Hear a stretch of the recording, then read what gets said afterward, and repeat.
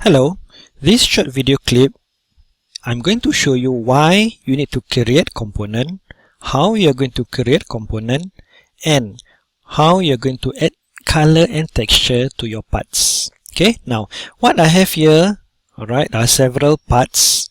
Okay, now I'm going to show you what happened when you join them together. After you have drawn the parts, what happened when you join them together? So I'm going to select this. Okay, I'm going to move it and I place on top of the first part. Okay, now what happened when I want to move this part away? You can see that the first part is now distorted. I cannot separate the two parts away. Alright, so this is what happened when you put the parts together. So how are you going to overcome this? This can easily be done. Okay, I'm just going to undo.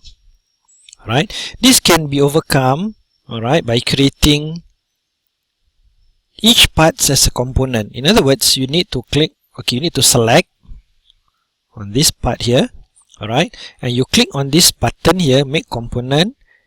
Okay, you create, and now this part is now a component. Once you have created a component, you can now move it, alright, you can place on top of the first part. Now, when you move it away, you realize that it's very different from the first instance. Okay, you can move it away easily without distorting the first part. Okay, so that's why after making every component, you will need to create a component. Alright, okay, so I'm going to create another component for this. Okay, so I highlight the whole part, I click on this, I create.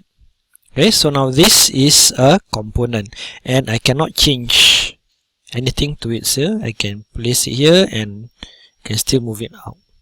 Alright, okay, next, how to add in color and texture. Okay, to make your drawing more realistic, Google SketchUp has this feature where you can add in the color and texture. So you can see this paint bucket, right? So if let's say I want to select wood, okay, so I have all the different kinds of wood texture here. I can select, for example, on this one, and I can click on the part, alright, and the whole part will be colored in with the wood texture. Now, if you look at this part here, I have not created component for this. Okay, you can see when I click on it, the whole part doesn't highlighted.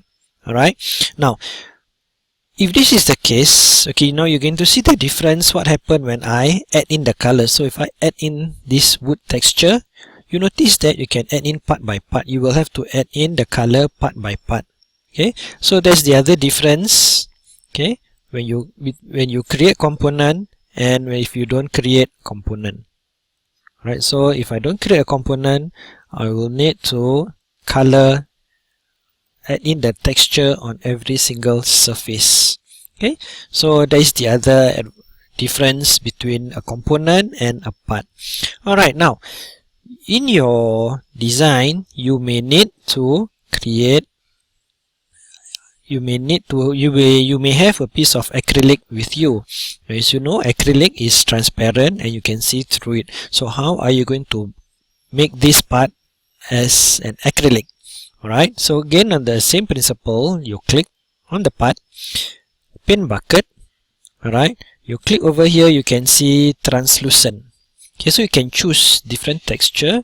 So if I click on this, alright, you can see that I can see the hidden lines. Alright, if I want to make it even more transparent, I move the opacity bar here. So you can see that I can increase or decrease the opacity. So if, for example, I were to move this piece over this part, so you can see that you can see the lower part.